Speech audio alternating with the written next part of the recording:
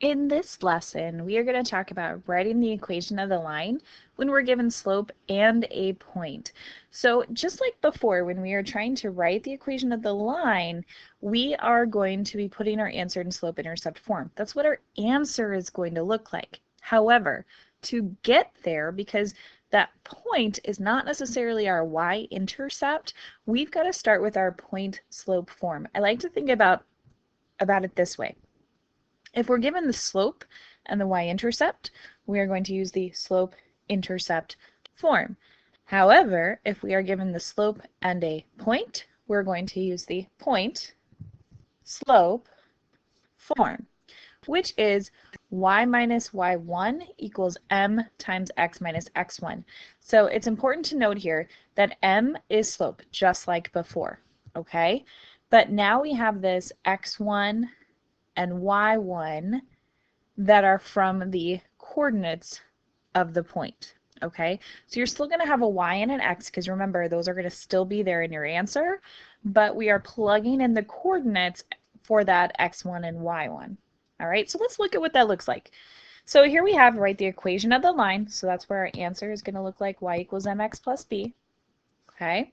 And it's passing through a point, 5, 1, and we have a slope of -2. So the first thing I like to do is label our stuff, label up what we're given. So of course slope is m, and then our point, remember our coordinate point I said was x1 and y1. And then we have that new formula. So we're given a point and the slope. So we're going to use the point slope formula, which is y minus y1 equals m times x minus x1. And so we are plugging in for this y1, m, and x1. So we're still going to have the y minus and the equals and the parentheses x minus. Okay, and then I'm going to go plug in what I'm given. So my y1 is 1. My m is -2. And my x1 is 5. Okay, so we're simply just plugging it all in. Then we're just going to start to simplify. So when I look at this, I see this y minus 1. There's nothing to do there, so I'm going to leave it y minus 1 equals. And then over here, I've got this -2 that I could use to distribute. So -2 times x is a -2x, and a -2 times a -5 is a +10. I have to tell you that usually when students make a mistake doing this, it has something to do with this negative right here. So be very careful. We're taking a -2 times a -5, and I get a +10. Now, we want our answer to say y equals mx plus b. So I need y by itself. So what do I need to do to get that y by itself? I need to move this -1. How do I inverse a -1? We would add 1 to both sides and make sure you put it with its like term. So now I have y equals a -2x plus 11, and that is my answer. Not too bad, right? It's just plugging it in, and then we've got some distribution, which we've been doing for a while, and then some solving of an equation, which we've been doing since Unit 1 as well. So shouldn't be too terrible. Let's try another one. So again, we're going to write the equation of the line. So our answer should say y equals mx plus b. However, they did not give us a slope and y-intercept. They gave us a slope and a point, which means we want to use the point-slope formula. Y minus y1 equals m times x minus x1. Like, ingrain that in your brain. Don't forget it, okay? So then I'm just going to go label all my stuff. What did they give me? So slope is m, and then a coordinate point is x1 and y1. So I'm going to be plugging it in here, here, and here. So I like to go ahead and bring down my formula, especially because people tend to forget those minuses from the formula if we've got negatives anywhere, and so you just want to be careful. Then I'm going to plug everything in. What was my y1 value? It was 1. What was my m value? 1/2. What is my x1 value? 6. Okay, next.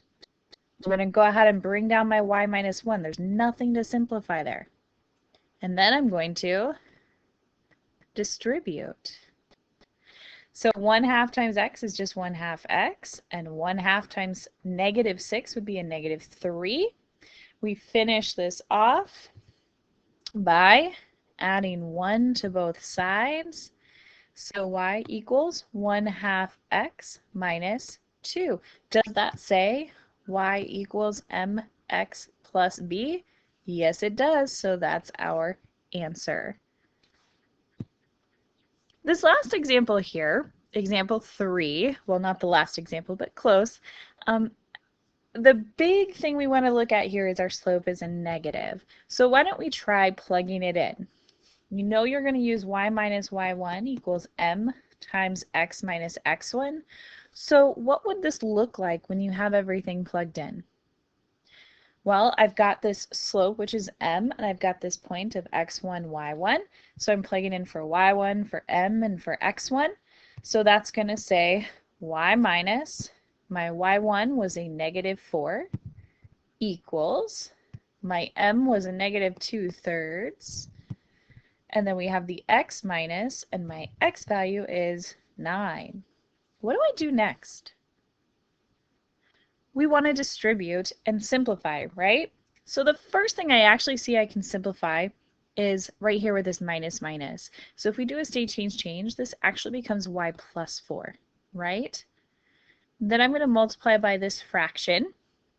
So -2/3 x is just -2/3 x. -2 times -9 makes a +18 divided by 3 is a +6. And then what's the last step that I need to do? We're going to subtract 4 from each side.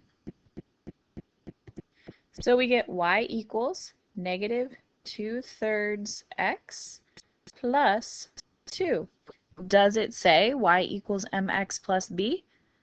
It does. So that's our answer.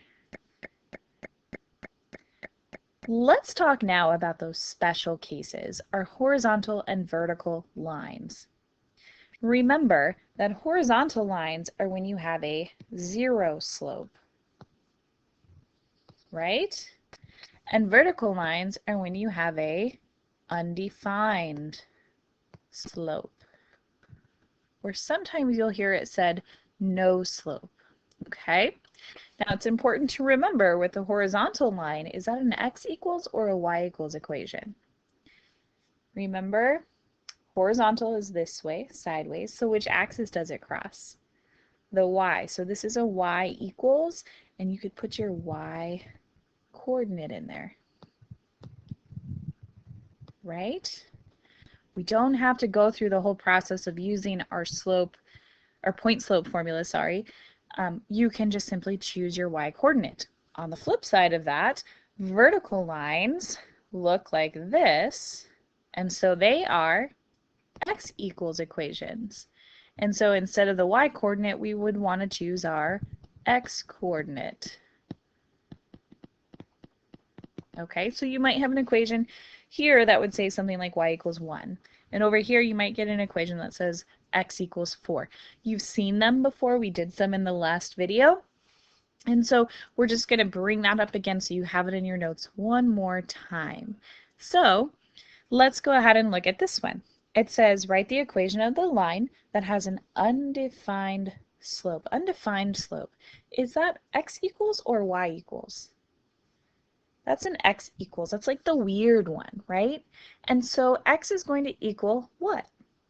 Well, it equals our x coordinate. So our x coordinate is -3. So x will equal -3. If we look at example 5, it says write the equation of the line that passes through 2, 7 with the slope of 0. If it has a 0 slope, is that x equals or y equals? It's a y equals. And it's going to be y equals what? Your y coordinate, which is 7. And that's it. So why don't you try one on your own? I've given you lots of examples to look at. So you should, if you're using my handout, you should have an extra space or just find an extra little corner of your paper. But I want you to write the equation of the line when you have a slope of 2/3, positive 2/3 we'll call it, and it goes through the point 6, 4.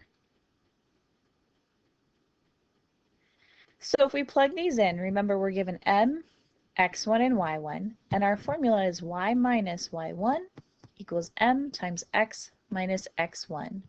When we get it all plugged in, we are going to say y minus 4 is equal to 2/3 times x minus 6. And then we want to just start to simplify. So this becomes a 2/3 x minus 4. And over here we have y minus 4 equals. My last step is to add 4 to both sides. So I get y equals 2/3 x plus 0. Do I have to write the plus 0? No. You can just leave your answer as y equals 2/3 x. Great, let's try some more practice.